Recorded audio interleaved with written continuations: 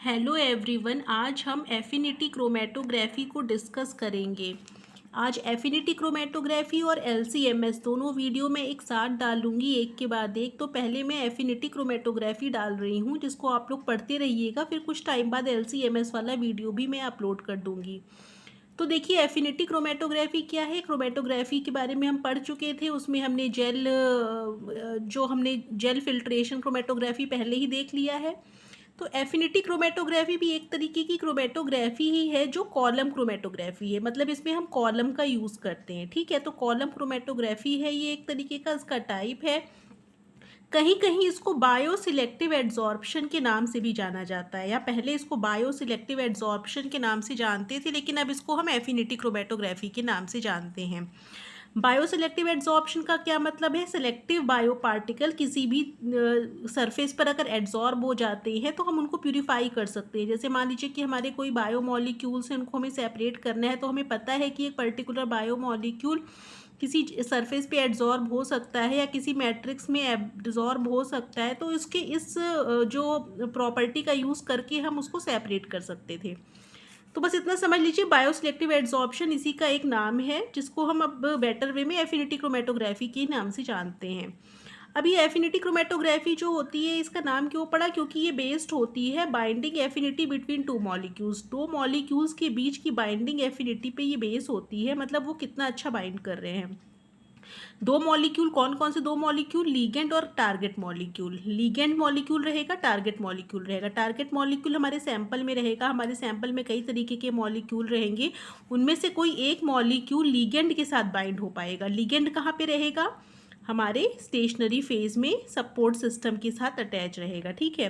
जैसा कि हमें पता है ना कि इसमें स्टेशनरी फेज और मोबाइल फेज होते हैं क्रोमेटोग्राफी में। तो स्टेशनरी फेज में लीगेंड होगा और मोबाइल फेज के थ्रू टारगेट मॉलिक्यूल जब हम उसमें से पास कराएंगे तो लीगेंड और टारगेट मॉलिक्यूल का इंटरेक्शन हो जाएगा। बाकी जो जिनका नहीं इंटरेक्शन होगा वो निकल जाएंगे, वो अलग हो जाएंगे, और ये हमें मिल जाएगा प्योरीफाइड फॉर्म में, ठीक है।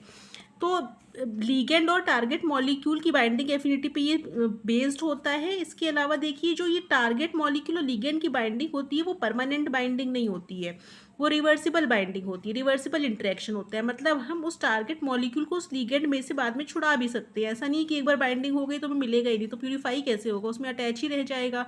पता चला हम एफिनिटी क्रोमेटोग्राफी करने गए, हमको ये टारगेट मॉलिक्यूल अलग करना था, तो टारगेट मॉलिक्यूल पता चला कि कॉलम की दीवारों से चिपक के रह गया, वो हमें मिला ही नहीं। तो ऐसा नहीं करना है ना, हमें उसको चिपकाना तो है कॉलम की दीवारों से मतलब लीगेंड के थ्रू चिपकाना तो है उसको कॉलम से, लेकिन बाद में हटाना भी है ताकि वो हमें मिल जाए। इसी को हमें प्यूरिफाई करना है, ठीक है। इसीलिए जो बाइंडिंग होनी चाहिए वो रिवर्सिबल होनी चाहिए, ठीक। अब देखिए, लिखा हुआ है लीगेंड कहाँ पे पाया जाएगा, इज इमोबिलाइज्ड ऑन मैट्रिक्स, जो कि हमारा स्टेशनरी फेस होगा। जैसा हमें पता है स्टेशनरी फेस होता है कहाँ पर, हमारे क्रोमेटोग्राफी का एक पार्ट होता है स्टेशनरी फेस। तो स्टेशनरी फेस का जो मैट्रिक्स होगा, स्टेशनरी फेज में हम कुछ ना कुछ यूज़ करेंगे ना स्टेशनरी फॉर्म में, जो हमें उसमें भरेंगे कॉलम में। तो जो भी स्टेशनरी फेज में हम कुछ ना कुछ यूज़ करेंगे मैट्रिक्स की तरह, उसी से लीगेंड अटैच होगा। तो देखिए, इसमें यहाँ पे हमने बनाया भी हुआ है कि ये हमारा एक कॉलम है, ठीक है। कॉलम हमने ले लिया लंबा सा, उस कॉलम में हमने मैट्रिक्स भर दिया। मैट्रिक्स, जैसे कि मैट्रिक्स भरा होगा, तो मान लेते हैं कि ये मैट्रिक्स से अटैच, जो ये हमारा मैट्रिक्स है वो कॉलम की दीवारों से अटैच है, मान लेते हैं कुछ देर के लिए। और उसमें ये लीगेंड लगा हुआ है, ये वाई वाई शेप का हमने लीगेंड लगाया हुआ है। उसके बाद हमने ऊपर से सैंपल डाला, इसे ऊपर से हम सैंपल डालेंगे तो हमारे सैंपल में कई तरीके के मॉलिक्यूल होंगे ना, हमें सेपरेट करना है, जो क्रोमेटोग्राफी सेपरेशन की प्रोसेस है। तो ऊपर से जब हमने अपना सैंपल डाला तो उसमें कई तरीके के मॉलिक्यूल रहेंगे। देखिए, कुछ ट्रायंगुलर होंगे, कुछ ये ब्लैक ब्लैक कलर के हैं, कुछ ही सिलिंड्रिकल हैं। तो इसका शेप देख के क्या लग रहा है लीगेंड का, कि ये ट्रायंगल वाला ही इससे बाइंड होगा। तो ट्रायंगल वाला देखिए कहीं कहीं बाइंड हो भी गया है, जहाँ नहीं हुआ है वो नीचे जाके बाइंड हो जाएगा। बाकी के ये जो गोले गोले वाले और सिलिंड्रिकल है वो तो बाइंड कहीं होंगे नहीं, तो कॉलम से वो ऐसे ही निकल जाएंगे, ऐसे नहीं निकलेंगे, जब वॉश करेंगे तब निकलेंगे, ठीक है। तो जो बाइंड हो पाएगा वो बाइंड हुआ रहेगा, जो नहीं बाइंड हो पाया होगा वो ऐसे ही रहेगा कॉलम में, जब तक हम उसको वॉश नहीं करेंगे, ठीक है। तो वो चीज़ें हम बाद में डिस्कस करेंगे। तो सबसे पहले हम तो यही बताना चाहते हैं कि लीगेंड जो है वो कहाँ पे पाया जाता है, इमोबिलाइज्ड होता है या अटैच होता है। इमोबिलाइज्ड का मतलब अटैच होना, कि वो मूव ना करे, क्योंकि वो हमें मूव नहीं कराना, वो स्टेशनरी फेज का पार्ट है। तो लीगेंड हमारा इमोबिलाइज्ड होगा मैट्रिक्स के साथ, जो कि हमारा स्टेशनरी फेज का पार्ट है। ठीक है। अब देखिए स्टेशनरी फेज के हमने यहाँ पे 3 पार्ट बताए हुए हैं, कंपोनेंट्स ऑफ स्टेशनरी फेज। पहला तो मैट्रिक्स होगा, हम स्टेशनरी फेज में कुछ ना कुछ भरेंगे ना मैट्रिक्स के फॉर्म में, जैसे एग्रोस भर सकते हैं, पॉलीएक्रिलामाइड का जेल भर सकते हैं, सिलिका भर सकते हैं। ये सब हमारे सॉलिड सपोर्ट होंगे कॉलम के, जो हम मैट्रिक्स के नाम से हम जिनको जानेंगे। उसके बाद देखिए स्पेसर आर्म क्या होता है, ये हम मान लेते हैं कि ये हमारा मैट्रिक्स का पार्ट है। उसके बाद उससे अटैच होगा स्पेसर आर्म। स्पेसर आर्म कुछ और नहीं है, वो लीगेंड और मैट्रिक्स के बीच का कनेक्शन है। ठीक है, उसको कनेक्ट करने के लिए, लीगेंड को हम मैट्रिक्स के से कनेक्ट करने के लिए जिस चीज़ का यूज़ करेंगे वही स्पेसर आर्म है। ठीक है, इसको हम किसी लिंकेज, कोवेलेंट लिंकेज के मदद से भी इसको अटैच करवा सकते हैं, वो तो डिपेंड करेगा कि हमें किस तरीके का स्पेसर आर्म चाहिए। तो स्पेसर आर्म कुछ नहीं है, बस ये कनेक्ट करेगा लीगेंड को मैट्रिक्स के साथ। ठीक है, और जो स्पेसर आर्म अगर प्रेजेंट रहेगा तो हमें ये पता रहेगा कि जो टारगेट मॉलिक्यूल और लीगेंड की बाइंडिंग है वो परफेक्ट होगी, अच्छी तरीके से हो पाएगी। अगर हम स्पेसर आर्म नहीं लेते हैं, मान लीजिए कि स्पेसर आर्म हमने नहीं लगाया, डायरेक्ट मैट्रिक्स से ही लीगेंड को बाइंड करा दिया, तो सबसे पहली बात तो लीगेंड मैट्रिक्स के साथ बाइंड कैसे होगा, क्योंकि उसमें कुछ ना कुछ कनेक्शन तो होना चाहिए। ये तो बस एक तरीके का हमारा सपोर्ट सिस्टम ही है, बस मॉलिक्यूल भरे हुए हैं, उसमें कुछ हमें अटैच तो कराना पड़ेगा ना, जिससे इसकी बाइंडिंग हो सके। कुछ ऐसे फंक्शनल ग्रुप उसमें होने चाहिए जो कि मैट्रिक्स में होते नहीं है, कोई ऐसे फंक्शनल ग्रुप जिससे हमारा लीगेंड अटैच हो सके। तो लीगेंड को मैट्रिक्स से अटैच कराने के लिए किसी ना किसी फंक्शनल ग्रुप या किसी ना किसी थोड़ी पार्ट की ज़रूरत पड़ेगी, कुछ किसी कंपाउंड की ज़रूरत पड़ सकती है जो स्पेसर आर्म की तरह यूज़ हो। स्पेसर आर्म खुद इन्वॉल्व नहीं होगा बाइंडिंग में, लेकिन लीगेंड और टारगेट मॉलिक्यूल की बाइंडिंग को अप्रोप्रिएट कराने में हेल्प करेगा बस। ठीक है, तो स्पेसर आर्म का ये काम हो गया। लीगेंड क्या हो सकता है, लीगेंड कुछ भी हो सकता है जो बाइंड करेगा टारगेट मॉलिक्यूल से, जो वो एंटीबॉडीज़ भी हो सकता है, डीएनए, आरएनए, प्रोटीन, कुछ भी हो सकता है। लीगेंड का काम होगा हमारे टारगेट मॉलिक्यूल जिसको हमें सेपरेट करना है उसके साथ स्पेसिफिकली बाइंड होना। ठीक है, अब देखिए इसके स्टेप्स देखिए, यहाँ पे आप हेडिंग भी डाल सकते हैं, steps of affinity chromatography. In affinity chromatography सबसे पहले हम क्या करेंगे, अपना सैंपल अप्लाई करेंगे कॉलम के ऊपर। उस सैंपल में हमारा टारगेट मॉलिक्यूल भी होगा, जो कि हमारा यहाँ पे ट्रायंगुलर फॉर्म में टारगेट मॉलिक्यूल है। तो हम पहले सैंपल अप्लाई करेंगे कॉलम के ऊपर और कुछ टाइम के लिए उसको बाइंडिंग के लिए छोड़ देंगे कि जो बाइंड होना है वो बाइंड हो जाए। उसके बाद हम वॉश बफर, उसमें बफर डालेंगे, इसको हम वॉश बफर कहते हैं। वॉश बफर डालेंगे, ऊपर से हम एक बफर मोबाइल फेस पास कराएंगे, तो जो बाइंड नहीं हुए मॉलिक्यूल है वो सब बह जाएंगे वॉश बफर में। जो बाइंडेड है वो तो बाइंड रहेंगे, वो नहीं बहेंगे। तो वॉश बफर से जो अनबाइंडेड पार्टिकल्स हैं, जो हमारे यहाँ पे ब्लैक वाले और सिलेंड्रिकल है, वो वॉश बफर से वॉश होके बाहर निकल जाएंगे।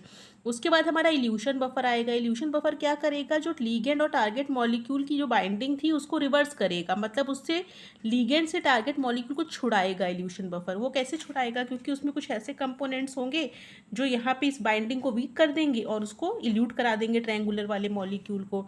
तो इल्यूशन बफर क्या करेगा, पहले वॉश बफर का यूज़ करेंगे, फिर इल्यूशन बफर का यूज़ करेंगे, जिससे हमारा टारगेट मॉलिक्यूल लीगेंड से छूट करके हमारा सेपरेट हो जाए और हमें मिल जाए। ठीक है, तो हमें जो भी सेपरेशन था वो हमारा कंप्लीट हो जाएगा और टारगेट मॉलिक्यूल हमारा प्यूरिफाइड फॉर्म में हमें मिल जाएगा।